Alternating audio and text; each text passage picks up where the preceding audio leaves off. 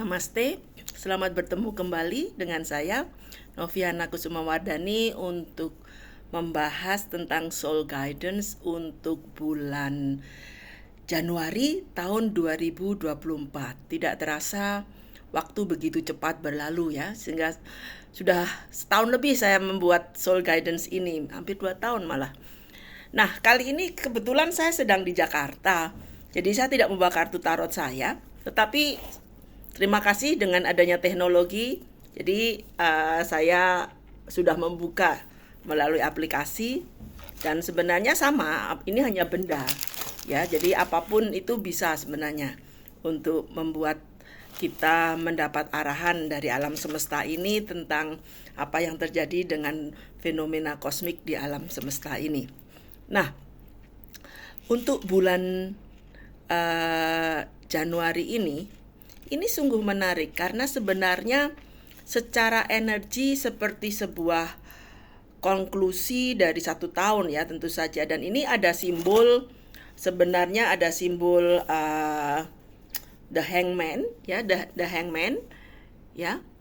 Nah, simbol hangman di kartu saya, karena kebetulan saya memakai kartu Thoth, itu juga ada sebuah simbol serpent. Serpent itu adalah ular lah ya, ular yang merupakan suatu simbol transformasi juga ya sebenarnya. Nah, di satu sisi ada kartu saya yang lain, yaitu The Iron. The Iron itu seperti simbolnya, kalau bagi umat Katolik itu ada Paskah ya. Paskah itu 3 hari sesudah kematian yang mulia Yesus Kristus untuk bangkit ya. Artinya apa dengan kombinasi 2 itu? Jadi ketika di tahun 2023 ini seseorang mau menjalankan proses perubahan yang dipesankan mungkin oleh tahunnya ya. Jadi mungkin di awal tahun ini kan mungkin ada pesan-pesan dan orang mengikuti, misalnya mengikuti. Ini akan ada satu transformasi besar, dalam arti seperti reborn, seperti awakening. Jadi di bulan Januari ini adalah waktunya kita untuk kembali menelaah spiritual kita, apa saja yang harus kita transform dalam batin. Ya, dalam batin.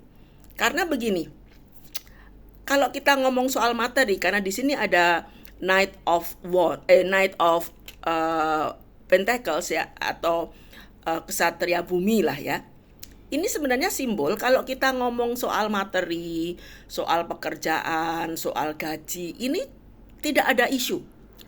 Ada ya, tapi maksud saya kondisi secara ekonomi, secara material ini akan membaik sebenarnya di bulan Januari ini. Jadi mungkin proyek-proyek mulai ada tanda-tanda MOU lah atau apa, atau mungkin yang cari pekerjaan mungkin mulai dipanggil interview. Jadi secara material, secara hal-hal yang kasat mata sebenarnya jauh membaik kondisinya. Tetapi ini seperti halnya, kayaknya kan wah saya beruntung, saya dapat berkah, saya ini justru sebuah pelajaran spiritual yang besar. Mengapa? Ini ibaratnya Anda punya tabungan ya. Tabungannya sedang, depositonya ya, bukan itu sedang cair. Jadi ketika cair, ada orang yang euforia, wah beli ganti iPhone ini, ganti ini atau ini, tapi lupa untuk menabung. Untuk menabung kembali, kan lama-lama nanti depositonya habis. Nah, ini di bulan Januari ini justru dalam tanda kutip godaannya besar. Godaannya berupa keberuntungan atau godaannya berupa materi, hal-hal yang biasanya kan kita itu baru ingat Tuhan atau berdoa kalau ada 3 hal sebenarnya yang membuat manusia baru ingat Tuhan. Kalau ada masalah pribadi atau rumah tangga, putus cinta, bercerai. Kedua, sakit ya. Yang ketiga, ekonomi. usahanya bangkrut, nggak dapat pekerjaan, baru berdoa seperti itu. Tapi ketika misalnya berkelimpahan, sehat, pacarannya baik-baik saja, suka lupa, ya. Nah ini justru tesnya itu berupa berupa hal-hal yang menyenangkan. Tapi hati-hati di situ justru. Itu seperti halnya saya pernah mengatakan bahwa waktu Sang Buddha ada di bawah pohon Bodhi, datanglah Mara. Mara itu dalam berupa wajahnya menyeramkan, ini itu, nggak mempan. Akhirnya turunlah para bidadari untuk menggoda Sang Buddha agar batal lah dari meditasinya. Nah itu, jadi hati-hati, yang kita lihat tampaknya menyenangkan belum tentu, ya, atau kebalikannya, yang kayaknya kesedihan juga belum tentu, karena semua hal di dunia ini adalah ilusi. Jadi yang dibutuhkan di sini kita adalah berkesadaran, karena ini momentumnya Januari itu justru untuk itu. Karena dari bulan Januari ini seperti dalam siklus tahun.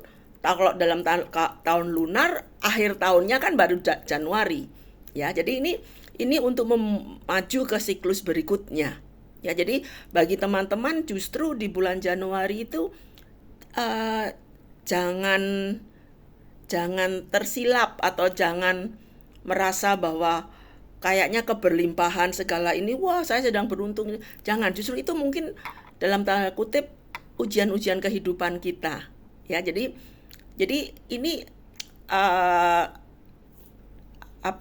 kita tidak boleh lengah, justru tidak boleh lengah, ya. Seperti kita harus hati-hati juga dengan ego kita.